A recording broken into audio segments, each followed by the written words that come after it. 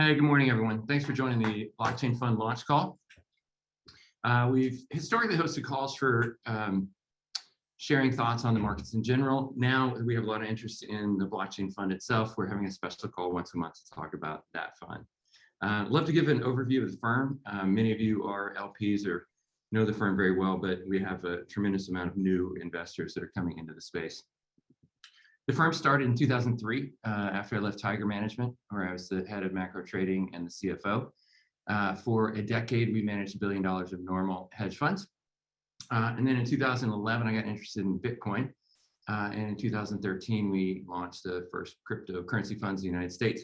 We now manage about $3.5 billion across the entire spectrum of cryptocurrency assets. Just the firm at a glance, we have investments in 120 different types of companies and protocols around the world. About half actually are outside the United States. We have 4 main fund strategies and some duplicate versions of those, so it would be 8 total funds. And we've led about half of the deals we've invested in over the years. And across investing in absolute tops of bubbles, and 8 years ago last week we launched the Bitcoin fund at the absolute low of the last 9 years. Averaging out all those peaks and troughs, we are producing an average IRR across all 8 of those funds of 104%. I think a lot of the credit goes to our team. Our team is fantastic, but part of the credit is we're just in the most dynamic space of a generation. So a rising tide is floating a lot of boats. A little bit of the background on our launching of funds would probably help to understand why we're doing a new 5th fund. So in 2013, we launched the first cryptocurrency fund in the US, and then we also launched the first blockchain venture fund. And then we did a couple of other firsts over the years, and that ended up with us having 4 separate products. And for some investors, that's fantastic. They can dial in the exposure exactly where they want to be, and they can have liquidity exactly where they want to be. Our funds vary from daily liquidity to quarterly liquidity to 10-year lockup. And the next slide has a visual of why we're deciding to change. Any asset that we invest in right now can only go in one fund.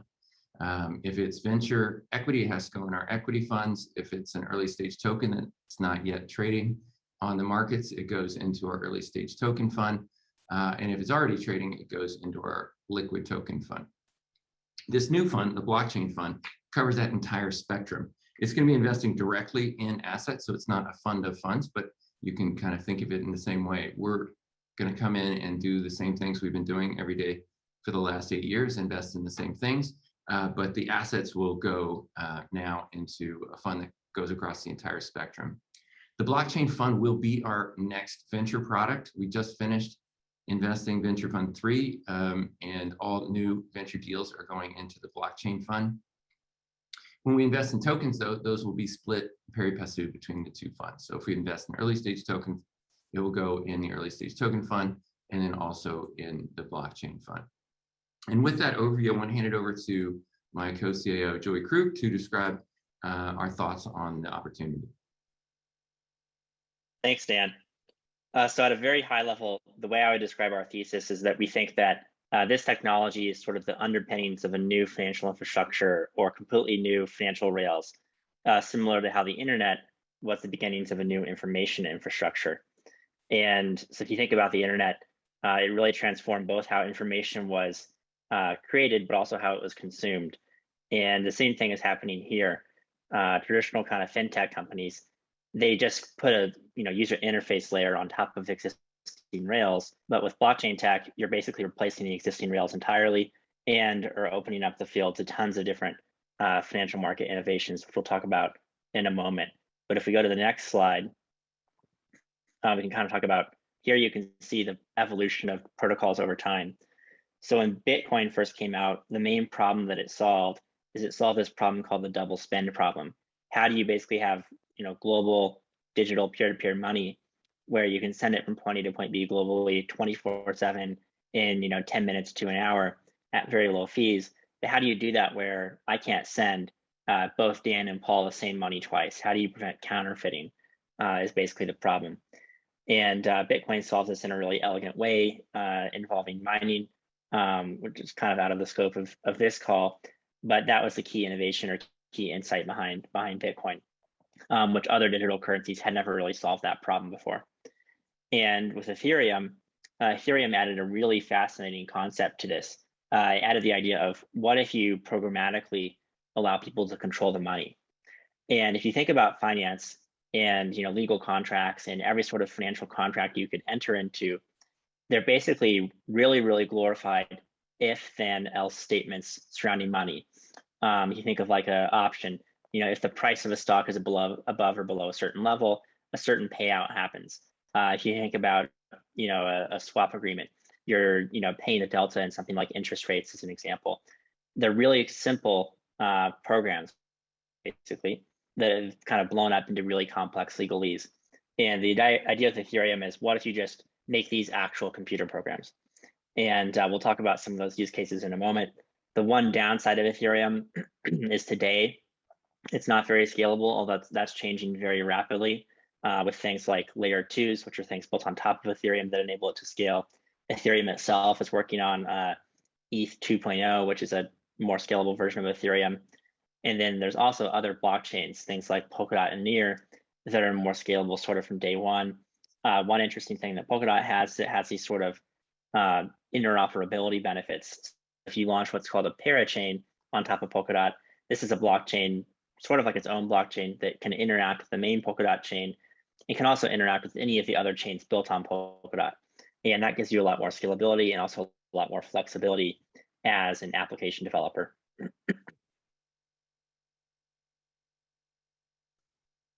And so if you zoom in and look at decentralized finance and what's happening in the space, we think there's sort of 5 kind of primitives to any financial system that you really can't have a great functioning financial system without all 5 of these. And the first one is a unit of account. So this is the currency that you're denominating trades in. For most global trade today, that's the dollar. For crypto early on, it was actually Bitcoin. Crypto has since moved on from that. Nowadays, people trade predominantly versus dollars, whether that's Tether, USDC, or actual US dollars on exchanges. You need exchanges, so you need places that allow you to trade assets with no intermediary. You need the actual assets to trade, so you need ways to issue new assets. You also need debt markets, and those are things like Compound and MakerDAO that allow you to basically issue debt. And the last 2 things you need are margin and leverage. The example that I've used 1,000 times is if you're a business, you're trying to hedge dollar yen exchange risk, doing that at 100% collateral is really capital intensive and really capital inefficient for your business. So there's reasons why margin and leverage can actually be beneficial in financial markets. And so if we look at the DeFi ecosystem today, there's a few different layers to it. If you start at the very bottom, you have what are known as layer 1 blockchains. These are the things we talked about a few slides ago: Polkadot, Ethereum, Near, that sort of thing. 1 layer up, you have sort of kind of base layer infrastructure. These are things like oracles that get you data about the real world into the blockchain, which is actually turns out to be a really tough problem because blockchains like Ethereum, they can't just like call out to the internet. They can't, ping an API or ping an endpoint and get the result. There's a lot of kind of technical reasons why that would be infeasible. So you have to have other systems get that data on chain. 1 layer above that, you have actual DeFi protocols that people use. I talked about some of them earlier, like lending and exchanges. There's also these really cool things called synthetic markets that basically are derivatives that are pegged to real world markets. Near protocol is an example of this. They have derivatives that are pegged to things like Apple stock, Tesla stock, anything you could really think of, and they trade 24/7. So there's no market hours, which is really cool. They're also global as well. And I think that sort of thing is going to become a huge use case longer term. Right now, most speculation is still crypto native or within crypto, or people speculating on other cryptocurrencies. Long term, I think traditional markets will migrate over. And they'll start with derivatives because derivatives don't necessarily require real world assets. They can be entirely synthetic, they can be cash settled. And so that's a great fit for blockchains. And then if you go above the stack, you have like actual derivatives exchanges. You have aggregators and wallets. 1inch is a good example of this. You have a trade you want to execute. Say you want to sell $1 million of ETH for USDC and you want to get the best price. If you go to Uniswap, it'll just execute the order.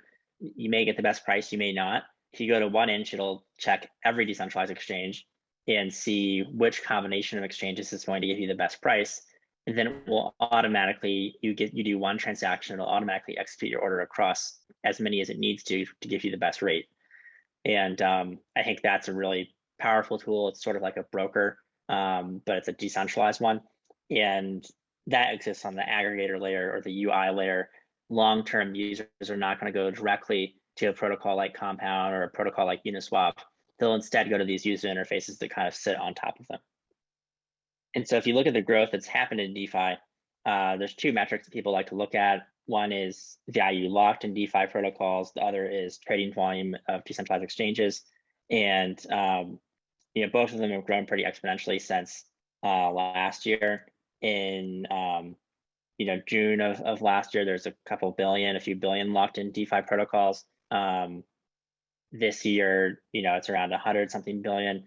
And then in trading volumes, last year, you had roughly $2 or $3 billion in DEX trading volumes. This year, you have about something like 87 or so billion in volume. And then the other areas of focus that we're looking at, in addition to DeFi, are, to start, one is infrastructure. A good example of this is a company we invested in. It's called Alchemy. They basically make it really easy for users to run nodes in the blockchain space. So if you're a dApp developer on top of Ethereum, you face this problem of how do I actually get data from Ethereum? How do I send data to Ethereum nodes? You could just run your own nodes. There's a million reasons why that's really complicated and hard. Nodes are not necessarily the most reliable software. And so Alchemy's built a ton of infrastructure to basically provide a really reliable and fast developer experience for users. On kind of the more enterprise side or B2B, but still kind of consumer in a sense, you have Arbitrum or Off-Chain Labs is the name of the company. And what they've built is a really powerful scaling solution for Ethereum. And there's already applications like Uniswap are going to launch on Arbitrum. There's a bunch of others as well. And so, you could think of Arbitrum's customers as sort of being other decentralized apps. And when they launch on Arbitrum, it basically allows their users to get really high throughput, so being able to do lots of transactions per second at low fees. Fees on Arbitrum should be in pennies, as opposed to on Ethereum, you might pay, $50 for a transaction to go through. Also looking at payments, Veeam is an example of a company we've invested in the past that makes it really easy for businesses to make payments to each other, and it uses crypto in the back end. On the exchange side, one of our core theses is for a long time has been investing in exchange infrastructure, both some exchanges in the US, but also exchanges overseas. There's a lot of opportunities for businesses to become the Coinbase of their geography. BitSo is a great example of this. Super rapid growing exchange based in Mexico that allows users to buy, sell, and send crypto. They're planning to expand across Latin America. And one really cool thing about BitSo is they actually power 7% of the US-Mexico remittance corridor. And I remember when I first got into crypto, like everybody talked about remittances as being like a use case, like, oh, obviously it makes sense, that'll happen someday. And it never really happened for a very long time. And then sort of, over the past few years, it's actually happening. It's a real phenomenon. It's really cool to see that. We're also looking at things on the consumer side, like products for everyday consumers, wallets, things like Bakkt or Eco is another example of that. And then on the finance side, basically looking at companies that help people either like execute trades, route trades, like we invested in Tagomi in the past, or also a great example of this is Staked, which helps investors earn yield from staking proof of stake coins. So we actually started using Staked as a customer because we were looking at staking our tokens. It's again a problem similar to the problem Alchemy solves. Like it requires really high uptime. It's a ton of maintenance and infrastructure work, and it's way easier to use an external service provider like Staked. And so that's how we actually found them and ended up investing in them. And it's a really great business. And with that, I'm going to turn it back to Dan to talk about why now in the markets. Thanks. And I wanted to highlight the story Joey told about BitSo. It's going to be part of our next investor letter going out this week. It's so easy to sell newspapers with fear, uncertainty, and doubt. ESG, energy, all these kind of I think, wrong concepts that people have about why Bitcoin is not amazing. But you can't sell newspapers with stories like that. 7% of all US to Mexico remittance are going over Bitcoin. That's an amazing achievement. So I forgot to mention at the beginning that we have the entire investment team here to answer questions. So feel free to use the Q&A box down there. Questions, anything obviously about the fund, any of our other funds, we're happy to answer, and even specific projects if you're interested in something like Uniswap, we're happy to talk about it. So one of our main themes since January has been investing just in Bitcoin is not enough. There was a time for many, many years, Bitcoin was either the only cryptocurrency out there or kind of the dominant one. And then, Bitcoin and Ethereum was good enough for a long time. Now that really isn't enough. And so our blockchain fund is investing in many other different tokens. There's actually 150 tokens that are liquid enough to trade now. This is a graphic showing the share of the market that's not Bitcoin or Ethereum. And it hit a low of 16% in January. And it's now 37%. And we think the majority of the profit opportunity over the next 3 or 4 years is in the sector that's not Bitcoin or Ethereum. Okay, and so we've been excited about the space for 8 years, but we're really excited about it right now. And there's a couple of big tectonic moves that are happening right at the same time that make us believe this is an amazing era for investing in the cryptocurrency space. The first one is the unprecedented money printing. The budget in the United States is at staggering, budget deficits at staggering proportions. In June of 2020, the United States started printing more money in each month than it did in the first 200 years of its existence. So the amount of money that's being pumped out there is just astronomical. To put it in perspective, each of these budget deficits of the past years is $14,000 per adult in the United States.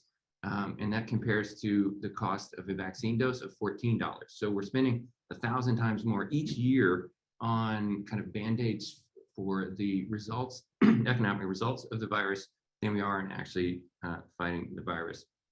All of that money has its intended consequence. I remember a year ago when the impacts of the virus were dawning on all of us. We took our risk down for a while, thought a lot about how the virus would impact things. Had no idea how it was going to impact my family or my community, but the one thing that was very clear, it was going to be massively bullish for cryptocurrencies. And so in our March investor letter of last year, we said that we were going limit long and that we thought everyone should do that. Since then, the amount of paper money that's been printed has driven up the price of almost everything. S&P 500 is hitting records in a global depression, which is a sign there's a lot of money being printed. And this is inverting the price of money and pricing the US dollar in things whose quantity cannot be eased. So this is the price of the US dollar in other currencies like gold and Bitcoin, but it's also in standard things like sugar and oats and copper and oil and even lumber. And I think the right way to think about it is it's not like all those markets are moving a lot. They're actually relatively stable with respect to each other. It's the price of paper money that's going down. And so that's driven some legendary investors to come into the space. You have investors like Stan Druckenmiller and Paul Jones, both of whom say it reminds them of gold in the 70s. And I think that's a good analog. In my years in the Bitcoin industry, I've certainly met a lot of gold bugs, people that also are very big believers in gold. A very common question since the pandemic began is, why is gold actually the least good performer on that chart we just looked at? I really think it is because investors like Paul Jones, Stanley Druckenmiller, who in the past, with this macroeconomic environment would have bought a ton of gold, they're now buying a ton of cryptocurrency. That's driven a lot of corporations and endowments into the space. That's kind of the big news over the last year. There was a time where there were very few institutions invested in this space. Now you have public companies like MicroStrategy, Square, MassMutual, and then I think it's very important you have Wall Street firms like Morgan Stanley now helping their clients get exposure to the space. I think that's kind of the next leg up and the next reason why people will get engaged. So why is this trade interesting? I spent my career looking around the world for very asymmetric trades trades where the upside is way bigger than the downside. And this is the biggest one ever. It is going against all of the biggest markets on earth. And that's why blockchain is so important. It's not just one thing. You know, some people call it a cryptocurrency. The IRS calls it property. A lot of people call it digital gold. Joey just talked about cross-border remittance. It does dozens and dozens of use cases. And the way to think about it is the financial industry really wasn't touched by the internet. You know, banks are still operating the way they used to, you know, centuries ago, frankly. Visa, MasterCard charges the same as they did in 1958. And Western Union's been the same basically for 140 years. So this new technology is going to rip through all of those different use cases. And this graphic just puts a few of them on the page, but they're all massive, massive opportunities. So that has driven returns that are massive. The 11-year compound annual growth rate of the price of Bitcoin is 233%. And yeah, there's been some bubbles, there's been some bear markets, but over a long period of time, it's really, really consistent. We're very close to the trend line now. We're actually a bit below it, but it just shows that, you know, it's been a wild ride, very exciting. But if you graph it exponentially, it's actually been relatively stable. The next reason is the really important reason to have some of it in your portfolio. When you find an asset with 233% compounding annual growth rate, that's great. You kind of can't imagine anything better. But having zero correlation to everything else is the better bit. It's really a unique asset. It's the only one I've ever seen in my career.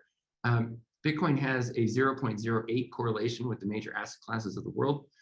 That is extremely rare.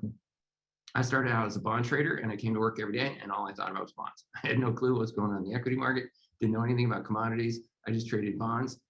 Modern portfolio theory has been so successful that now everything's basically the same. When risk comes off, everything trades the same way. And to have an asset that's a $2 trillion market, so it's not some kind of funky little weird thing that has zero correlation to everything else is just something you have to have in your portfolio. So valuing cryptocurrencies is something that's kind of a hang up for some people. I had a fun conversation with a Tiger Cub friend of mine that's a big TMT investor, and he said he doesn't invest in Bitcoin because there's no cash flows to discount. I was like, well, there's no cash flows to the euro, and nobody thinks twice about trading the euro. You trade it based on a bunch of fundamentals that ultimately become supply and demand. And that is how one should view trading cryptocurrencies. There are demand shocks, like, you know, PayPal turning on Bitcoin brought 330 million people into the ecosystem and it drove prices up. And then you have supply shocks. Every 4 years, the number of Bitcoin that are issued is cut in half. And so those two, you know, graphs, those two charts, lines have been battling each other for 12 years. And typically they squeeze the price up because you're having many more people come into the markets. So another way to kind of get your head around valuation is just, there's so many different use cases. Migrants want to use it to send money home to their mom. You know, there's people that want to speculate against the paper money. There's, you know, hundreds and hundreds of use cases. When you add all that up, it's just the number of people that want to use Bitcoin for something. And the next table shows the number of people that use Bitcoin and the price of Bitcoin. This is an amazing graphic that each of these two series have gone up an order of magnitude every 2 years for 10 years. And there's only been one time where it didn't hit at the same time. Other than that, every time the number of people went up by 10x, the price of Bitcoin went up by 10x. That is an amazingly consistent relationship. And if that relationship holds, you can actually guesstimate where the price of Bitcoin might be heading.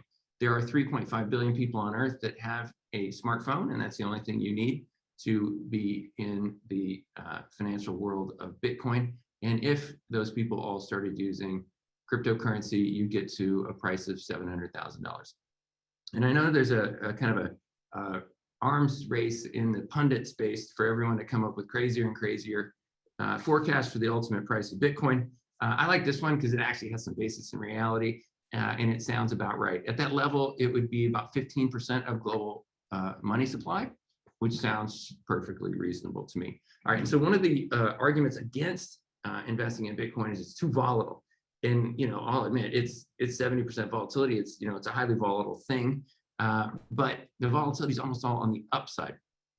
The next graphic has the lows for each calendar year. It's only had 1 year where it's had a lower low. And this is an asset that's had 4 bear markets that average 83%. So even after these 83% bear markets, it ends up higher than it started. So if one of the pushbacks you hear at your institution about investing in cryptos is too volatile, you got to remember most of the volatility is on the upside. That brings us to recent volatility. A few weeks ago was the most volatile week in the history of Bitcoin. The market had a 21% trading range during a week. There were a handful of things that got the market going. But I think that brings opportunity. We were coincidentally launching this new fund, the blockchain fund, on July 1st. And so we were actually very happy that it coincided with a big sell-off to allow us to enter positions at much cheaper prices. One of the first reasons why the market fell is China, quote, banned Bitcoin. This one seems to potentially be a bit more real. They've done it 3 times already in my career, but wanted to remind investors that there have been amazing returns in technologies after Bitcoin, or after China has banned them. Twitter, Facebook, Google, Snapchat, all these things have had the honor of being banned by China. And even Bitcoin is up 4,000% since the first time they banned it. And then we have a couple quick perspectives here on the valuation of the industry right now, just to make sure we're not buying it at the highs. Here's on the left is a graph of the year-on-year returns of Bitcoin. And you can see in the previous 2, what are now known to be bubbles, the market got way above its trend, and we're literally off the charts on a year-over-year basis. It didn't do that this time, so it doesn't feel very overvalued. Another stat I always like to say is anyone that's held Bitcoin for 4 years has always made money. So we like to use the 4-year return of Bitcoin, and that as well is on its low end of its trading range. So it doesn't feel like Bitcoin is overvalued. And on the next chart, we have it against its trend itself, and Bitcoin is 46% cheap to its long-term trend. And obviously the past doesn't have to predict the future, but if you're asking, is today a better than average day to get involved in the cryptocurrency, it is. And one of the last things I wanted to talk about on the markets is just human nature is pro-cyclical. When markets are screaming up and it's at their all-time highs, the FOMO devil is whispering in our ear. And then when they're crashing and down like they are right now, it doesn't feel very fun to buy them. And possibly your boss or your spouse is asking you why you're even thinking about it. But that's actually the best time to buy. And this is a histogram of the inflows into Pantera Bitcoin Fund over the last 8 years. The gray bars are the percentage of time Bitcoin is spent in each of these buckets. And each bucket is a 33% rally from the previous one. You can see that the price distribution has been fairly normally distributed, most right around the middle and a little bit on the extremes. The flows into the fund, though, have been very pro-cyclical. Not very many people investing when it was really, really cheap. Like right now, it's 46% cheap, which only 5 or 8% of people have invested below this level. But then when it's way above its long-term trend is when most people have come into the fund. So we just want to encourage people who have the financial and emotional resources to get engaged when it's cheap to the markets. And with that, I want to talk about the details of the fund itself. We are just launching it. We announced it in April at our LP Summit. We do know that most institutions need 9 to 12 months to work through their process. However, many investors are already really excited about blockchain and want to get exposure more quickly. So we've decided to have a series of closings. We decided to have them all on fiscal quarter ends. So we are just wrapping up our June 30th closing. We'll have one at the end of September and then one at the end of December. We are targeting 600 million. We picked that number because we figured it was a number that we could raise without a huge amount of distraction to the investment team. We have already raised over half that in our first very quick 3 or 4 month closing. So things are going quite well. One thing we did decide to do is we made it a bit more of an institutional minimum, which is a bit unfortunate. We've always been so happy to try and be very inclusive and have very low minimums, but we have to limit the number of LPs that'll be in this fund. So That's the only kind of change from our previous funds. We're investing in the same stuff. So all the new venture deals we do will go into this fund. We'll also have, and probably that'll be 40 to 50% of the fund when we're done in a few years. Early stage tokens will probably be 30% of the fund or so. And that's when we're investing in protocols before they are built, before the public really knows about them, and before they're publicly traded. And then we'll also invest in liquid tokens, which again, very importantly, isn't just Bitcoin and Ethereum. We're going to be investing in the whole range of opportunities. And for example, so far in 2021, Bitcoin is up 14% year to date, and our liquid token fund is up 177%. So there's a ton of value in investing in things that aren't just Bitcoin or Ethereum. And with that, I want to hand it to my partner, Paul Baratakit, to talk about the strategy. Hey guys, this is Paul. So I'm going to start off with blockchain fund venture capital equity. As Dan mentioned, and what I've been hearing from other investors, and actually even as a fund manager, I think this multi-strat fund makes a ton of sense.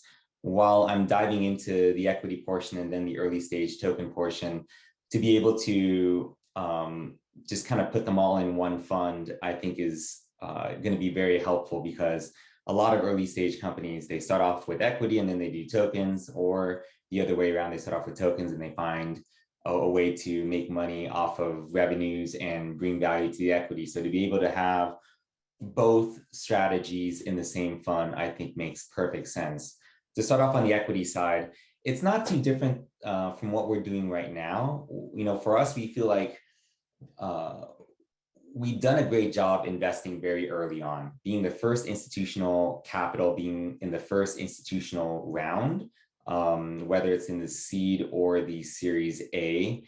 We've taken board seats. Every single time we've taken a board seat, it seems like those companies have done very well. So we definitely want to be early and very hands-on, taking anywhere from, let's just say, in the seed round, 15 to 20%, to in the Series A round, sort of in the 5 to 15% of these companies.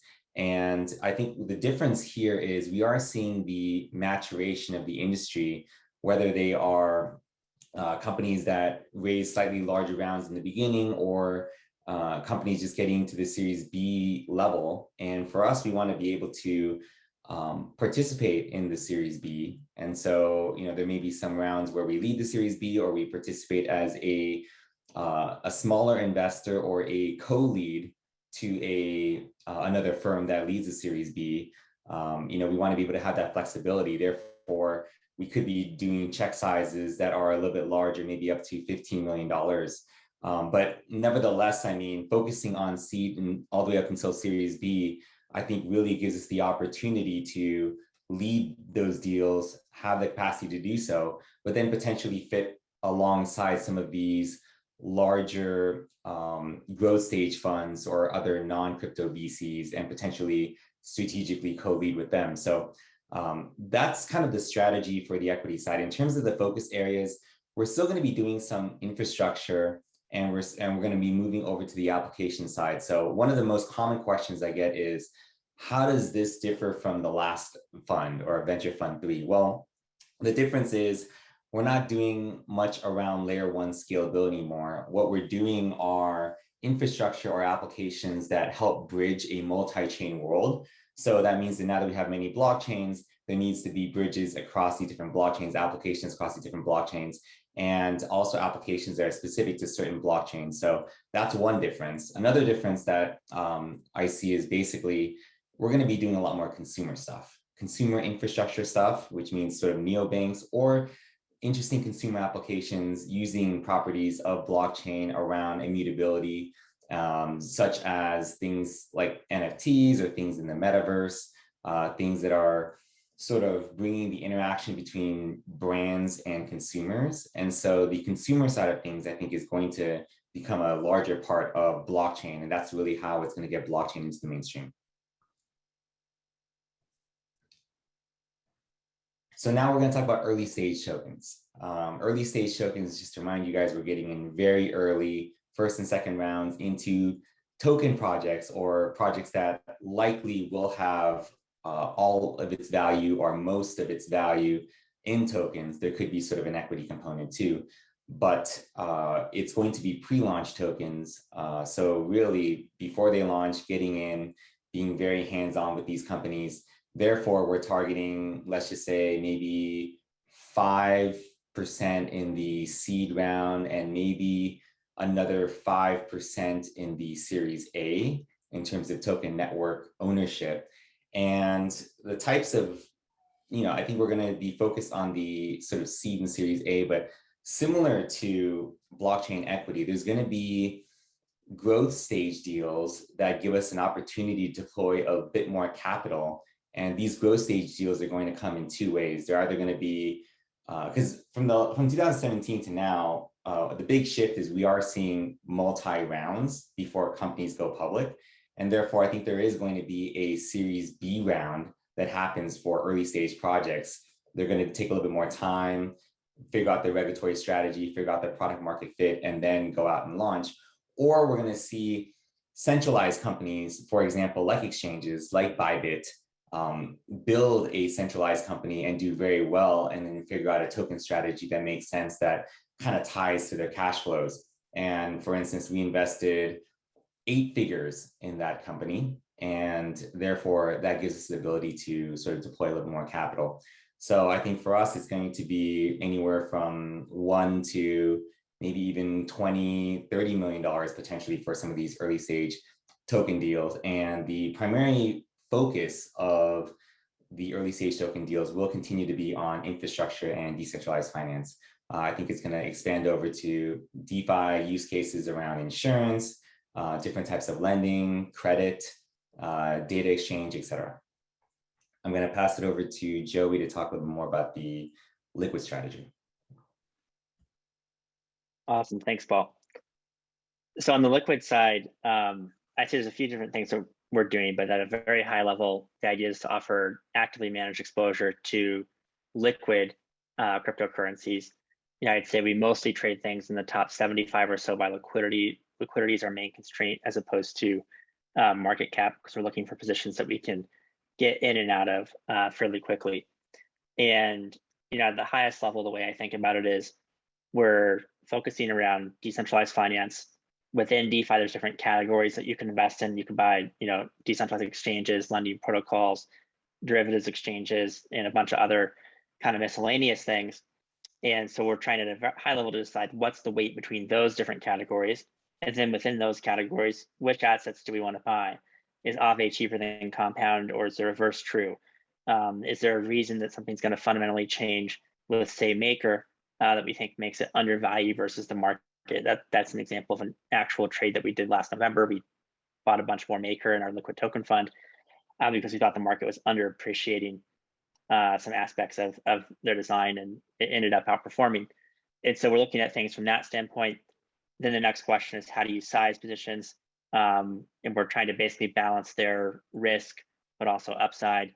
And then within that, once we have, categories, positions within those categories, sizing, and we actually own the positions, the idea is to own something that we'd be comfortable holding for the long term, that has really good exposure to DeFi.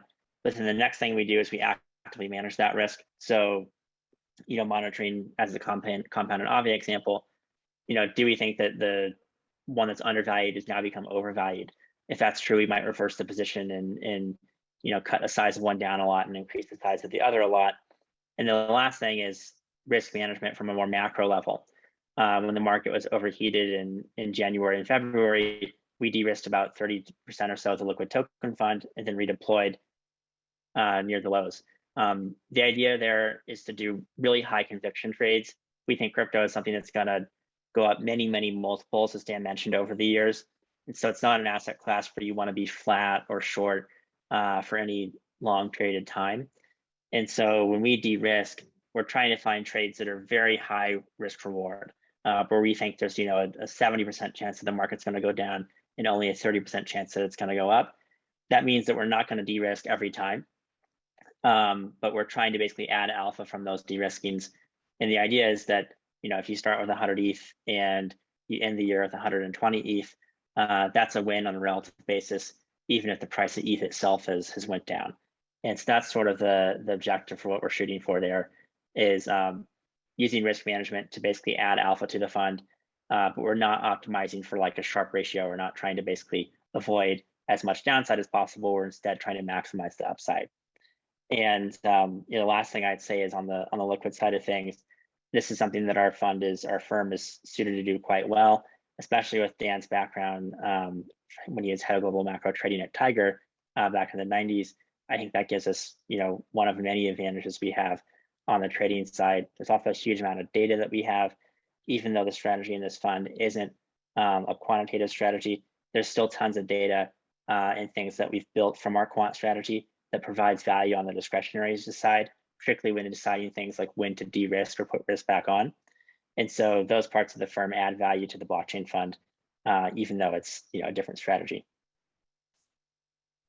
I'm going to turn it back over to Paul to talk a bit about why Pantera.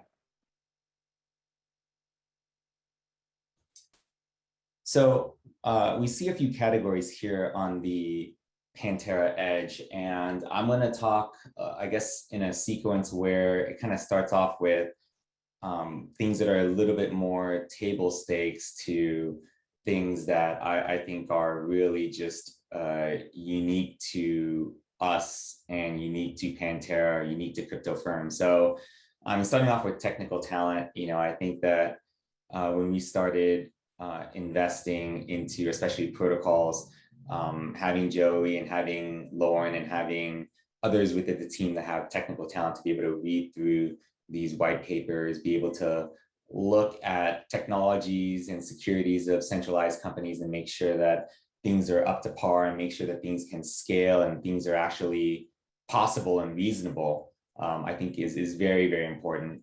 But, again, people are getting a lot more technical in the space, and we continue to maintain a great edge over there, but, we continue to innovate in terms of things that we can provide in terms of value. I think another thing that's been super helpful has been on the infrastructure side. So whether it's something like Amber or Tagomi, or whether it's any of these exchanges or any of these market makers, we do have an in-house trading team, in-house trading infrastructure, and we're continuing to innovate in terms of our quant strategies, our fixed income strategies, things like that. So we are actually users of a lot of the different products within the cryptocurrency blockchain ecosystem.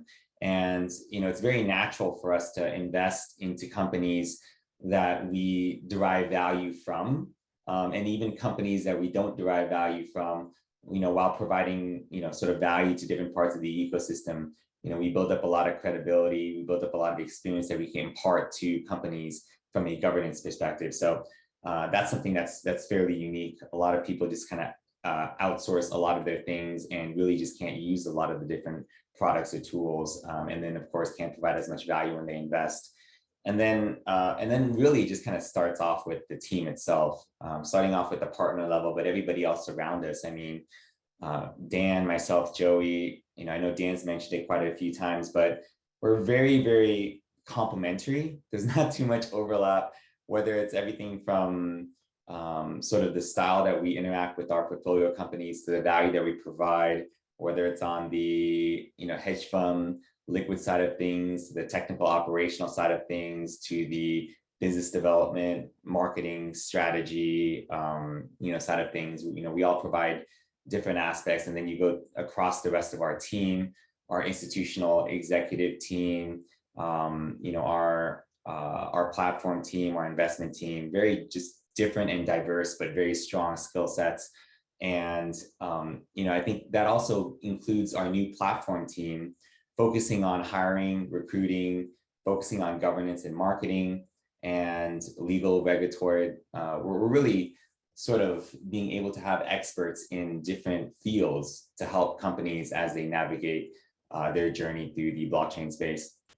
And then kind of going through the value added part. So, with DeFi, there's a lot of things that traditional VCs, still aren't able to do that we're able to do. Things around even just staking, to providing value around liquidity mining, to being very active on governance, to even just being able to rally communities, build communities, all these different things, being active on Discord and Telegram and et cetera. These are very DeFi and crypto native things that we spend a lot of time on, and we're going to continue to enhance, both from sort of a tooling perspective and also in terms of just a product perspective.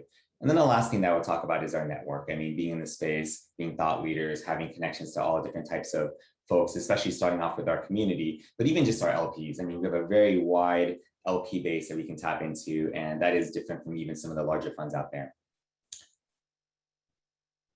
So I'm going to talk about the deal flow that we get. So you can see that this is the deal flow of the active deals that we are talking about during our investment committee meetings that are just active on our weekly meetings. And you can see that it is continuing to rise. I mean, I remember talking to A16Z before they started their crypto fund, and they were just saying that all of the top entrepreneurs within their network are all starting cryptocurrency and blockchain companies.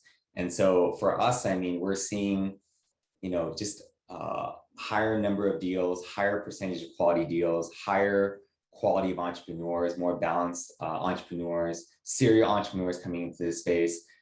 It's really exciting. And, the biggest trend that's happened in the last 2 months is every family office, 0.72, every top tier VC fund is spending half of their time on blockchain now.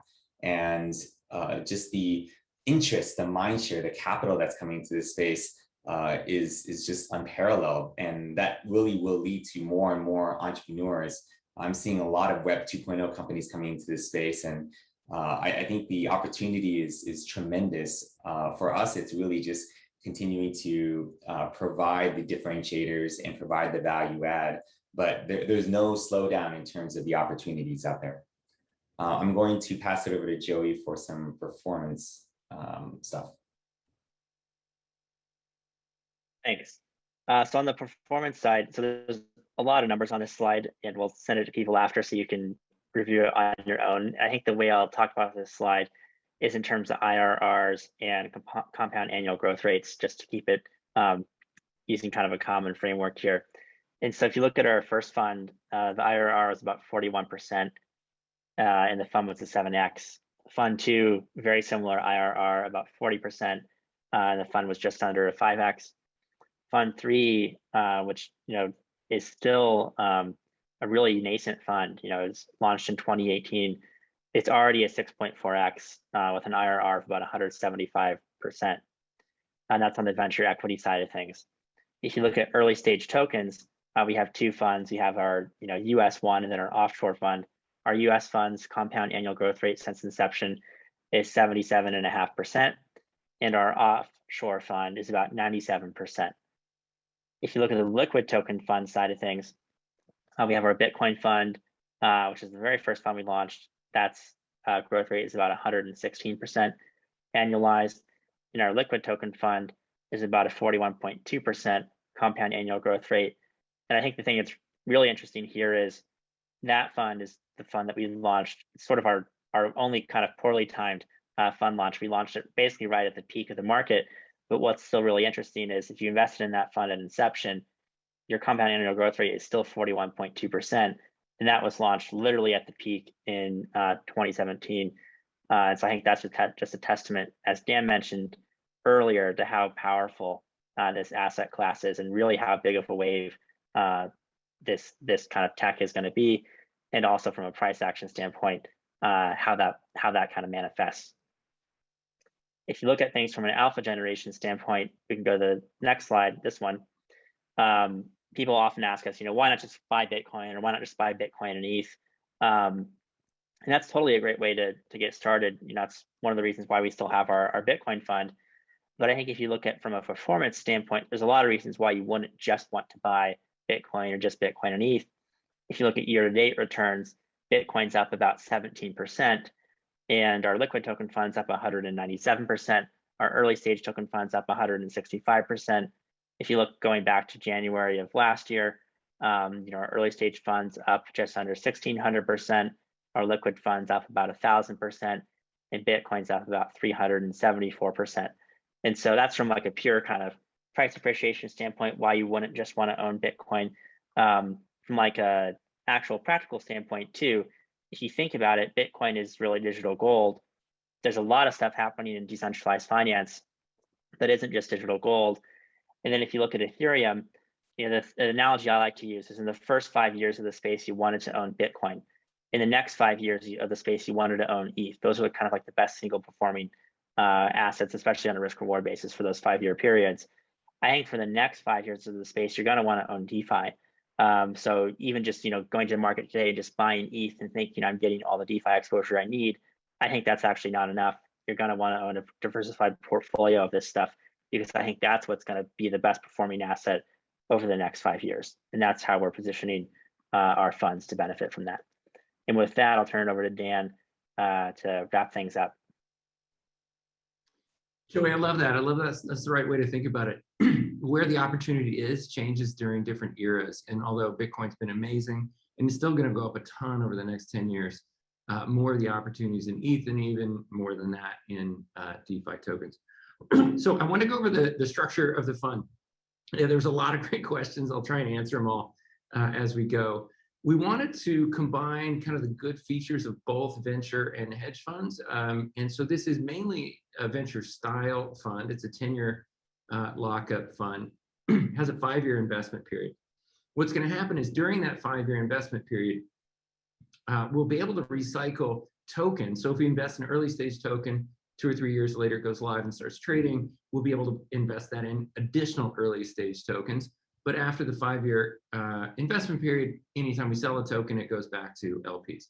We'll also be able to invest, recycle venture exits in the first 5-year investment period up to 20% of our capital. And so I think you're going to see the fund, well, as a historical context, we've done 3 venture funds. Each of them has begun returning capital after around 3 years.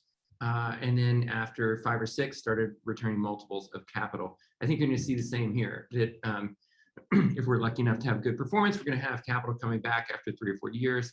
But then certainly after the 5th year, a lot of capital will start flowing back to investors. We are trying to set it up with a ton of certainty on capital calls. We decided to make all of our closings be at fiscal quarter ends. We're also going to do our capital calls on fiscal quarter ends. And so we're trying to line it up. That's good for, kind of most investors that want to know what the capital call schedule will be, but it's wonderful for our existing LPs, many of whom want to switch from one fund to the new fund. For example, if you're coming out of the early stage token fund and you want to invest in the blockchain fund, you can submit a redemption for September 30th, and that money will go immediately into the new fund. So you're never essentially out of the market. The way it's set up is 25% of the capital is called up front on this first closing. And to those of you who are potentially still interested in the first closing, we can accept capital until there's a material move in the market. So we are still having some subdocs processed for this first closing.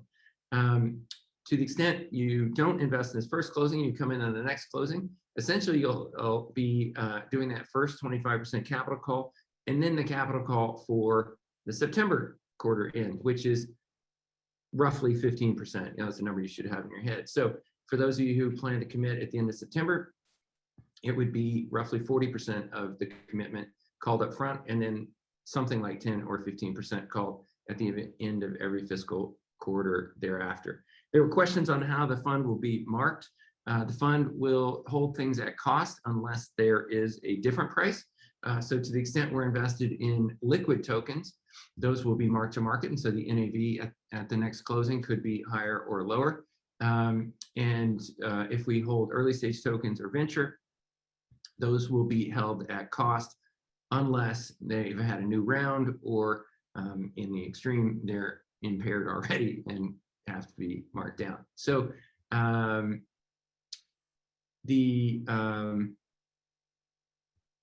the other important thing on this fund is we know that many of our LPs are doing this to get educated on the space and to get more exposure in the space. And then about 20% of our capital actually comes from other venture firms. They are trying to learn about the space and get access to our deal flow and want to co-invest with us. And so we have in all of our venture funds have had co-investment classes. Here, investors who invest 15 million or more will have rights to at least 10% of every deal. And then the investors who have not invested at that level will then get the next chance at investing in deals. So we lead, as Paul said, we lead about half the deals we're in, and in those deals we have a lot of power and are able to get essentially as much as our investors want to co-invest. And in other deals, we'll get at least 10% for co-investors. Historically, we've averaged 18% of our deals being done as co-investments by our LPs. So I think that's the main thing on the terms. As I mentioned, we just did have, we're wrapping up a closing. There's maybe 150 new LPs or something, so a ton of people getting the paperwork done. Dan's computer crashed, so I'm going to go ahead and as Dan mentioned, wrapping up as a really strong initial close right now, and then we'll have a second close on September 30th, and then again at year end. If you're interested in investing, there's a link below, basically panteracapital.com/funds/blockchain-fund. And then also feel free to reach out to IR@Pantera for anything else. If we go to the next slide, there's an overview of our upcoming travel. We're going to be in a lot of different places. I'm not going to read them all off right now, but the ones that are kind of upcoming, most shortly are Philadelphia on July 14th, Palo Alto on July 19th. There's blockchain luncheons on both those days. So if you happen to be in any of those cities on those days, definitely feel free to reach out to IR so you can get an invite. We'll be in Paris on July 19th to 23rd, Chicago on July 22nd. This Thursday, Paul mentioned there's a happy hour in San Francisco. So definitely feel free to join on that if you're interested. And that's basically everything. We're going to go ahead and answer some of the Q&A. I'm going to go ahead and answer a couple of the DeFi ones, and then definitely Paul or Dan, if Dan's got back on now, feel free to answer anything else. But to start with the DeFi questions, there's a question that somebody says, what's missing from DeFi, and also what's our sort of overall view on what important DeFi projects there are, and how do we differentiate between similar ones? I would say in terms of what's important, I think it's really the 5 kind of categories we listed at the beginning of the call. Exchanges and money protocols are kind of the core of DeFi. It's also sort of the core of finance in general. Exchanges and debt tend to make up a large portion of the world's financial markets. And so those are definitely very interesting areas. Also, I think insurance is huge in legacy finance, but it hasn't really taken off quite yet in DeFi. We think that's going to be a huge area that we've made some investments in. Like, we're investors in a company called Risk Harbor, which has a really interesting approach to DeFi insurance. As far as what else is missing beyond insurance, I think one area that's sort of missing is if you look at lending. There's lots of aggregators where you give them capital and they'll earn you the highest yield possible. There's not really anything yet today. There's a few people working on it where you can say, I want to borrow, I want you to give me the cheapest borrow rate possible. And I think that's going to be really interesting once that exists in DeFi. There's also areas of DeFi that are just more nascent. They do exist, but they're not as far along. Things like fixed rate lending. Huge portions of lending in traditional finance are fixed rate for a fixed term. They're not like all money markets like how Compound and Aave are. And I think we need both sorts of lending. So that's another area. And then the last question I wanted to answer is on layer 2s. Somebody asked about, what does layer 2 adoption look like for Ethereum? How impactful is it going to be? What does it mean? And I think it's something that's huge, I think. We've been talking about Ethereum scaling for years now. And this summer, layer 2s are finally going live. Arbitrum is basically launched a kind of early beta on mainnet. You have Optimism, which is supposed to launch in a few months. You have things like Polygon or Matic. You have things like Starkware. And these are all really interesting approaches towards basically scaling Ethereum. And that solves a problem that the space has been plagued with for many, many years. if you look at Bitcoin, Bitcoin never really quite solved the scalability problem. There are things like Lightning Network, but there's not really much that the average Bitcoiner is using that has solved scalability. Versus Ethereum, I think is actually going to crack this problem. And so I think layer 2s are super interesting. And so with that, I'll turn it back over to Dan because I think he's back and he can answer some of the more questions. Hey, thanks. Yeah, I had a hardware crash. So there are a bunch of interesting questions. I'll just kind of take them in order. One is there a cap on the amount of liquid tokens that we can invest in the new fund? There isn't a hard cap. We're going to keep it, below a third of the fund in the long run. But I did want to stress that there are several huge advantages to having this all-in-one type of fund. The first one is back in the day when we started doing cryptocurrency funds and venture funds, everything was completely separate. If we invested in a token like Bitcoin or Ethereum, they were always going to be just a token. They were never going to have equity. And if we invested in a company, almost always they would never have a token. There were a couple exceptions. We were seed investors in Ripple, which is essentially a token, and in Zcash. But generally speaking, they were completely separate. The world's much more complicated now, and a lot of projects either start out as an equity and become tokens, or have both, or vice versa. So much more complicated. Having a single fund is great because if we're investing in a concept, we have the LPs are owning both the equity and the token. And so if the value accrues to one but not the other, the LPs still get the money. It's much cleaner that way. The other big advantage is it allows us to invest in whichever part of the industries has most relative value at the time. And this is typically a theoretical construct, but now it's very real. A couple months ago, tokens were at their highs. Companies were going public. A lot of SPACs were being done, all that. Tokens just repriced. They're down 45%. They're really cheap right now. Venture takes a long time to reprice. There's still term sheets being done at the old prices.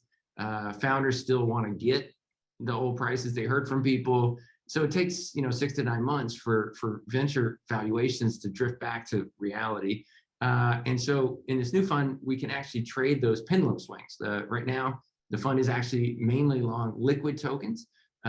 We have a couple of venture and early stage deals that are going in the next few weeks.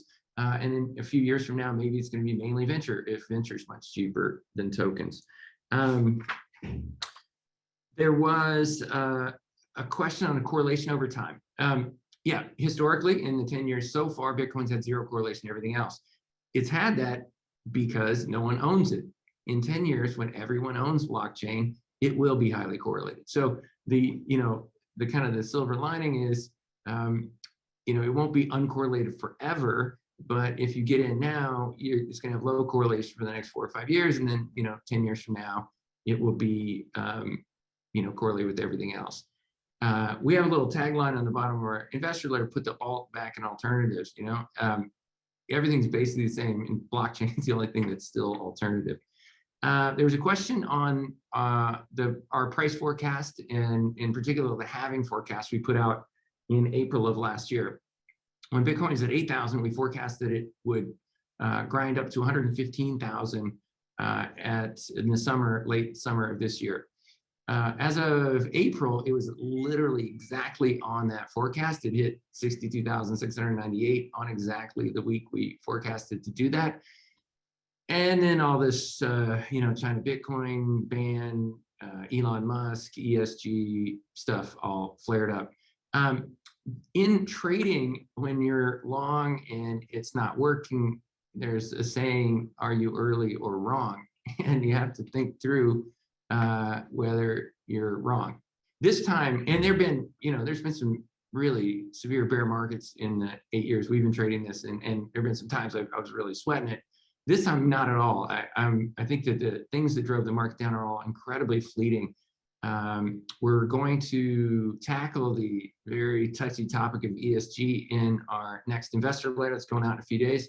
But the punchline is, somehow there's a narrative, I don't even know why people are promoting it, or what kind of group, that blockchain's bad for ESG. Is crazy.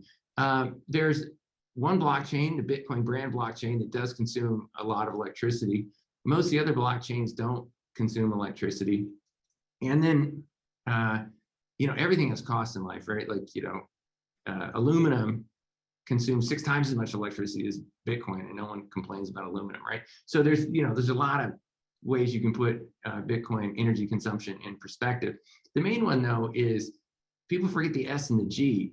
Blockchain is going to be the world's best thing ever for the social and governance benefits it brings. It's going to help billions of people with something that's unambiguously good, right? So in the end, that'll go away. So we think it's actually a fantastic time to get invested in the market. I don't think it's going to hit 115,000 by August 1st, but it certainly will. I think it will hit 115,000 within the next 8 months or something like that. A lot of questions on, there's a question on the loss ratio in venture. This is something we've never even published because it is so ludicrous. In our 8 years of investing in venture funds 1 and 2, we have had a loss ratio of 8%. We've only lost money on 8% of the deals we've invested in, which is just, it's crazy, right? Like in the normal markets, you lose money on 60, 70% of the deals you're in. A lot of that, obviously, again, is because our team's fantastic, but part of it is we're in just such a wonderful space that, makes it, very easy to make money. We also, on the deals we lose money on, almost none of them are zeros. We normally can acqui-hire them or combine them, merge them, sell them, something like that. So we normally come away with a decent amount of money. There was a question on regulatory trends.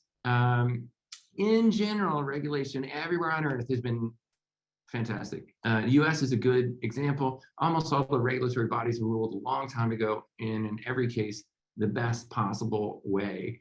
The IRS gives you long-term capital gains tax treatment if you own crypto because they call it a property, CFTC a commodity, all that. The SEC is really the only thing left. They have ruled a few things are not securities like Bitcoin and Ethereum. They've ruled that a few things are securities, and they're now hashing out kind of the very gray middle area. And then they also have been, I think, quite slow to approve an ETF for this space. 8 years ago, when we launched our Bitcoin product, we chose to make it an offshore hedge fund with daily liquidity. So it'd be kind of like an ETF, but it'd be legal and could exist. At our LP Summit in April, one of the commissioners, Hester Pierce, did an amazing job talking about how the SEC's reticence to approve a Bitcoin ETF is at a much stricter level than any other asset class that's ever been approved. She used the example of platinum and palladium, and I know that market well because when we were at Tiger, we were one of the biggest investors and traders in platinum and palladium. And there's basically one oligarch who manipulates that market. It is a very, very manipulated market. So Bitcoin trades 70 billion a day. There's no way to manipulate it. So I think that the regulatory issues, although there are still some open ones, have mainly been resolved. And the new chairman of the SEC, very bright, rational person who recently taught a class on Bitcoin at MIT. So have to imagine will probably be rational in future regulatory changes. With that, I'll hand it back to Paul and Joey to answer a couple questions, and then we can wrap it up. So it seems like we've answered almost all the questions that have been out there. If you do have a question that comes up, feel free to shoot it to us at ir@panteracapital.com. We'll route it to the right person on the investment team and get that answered.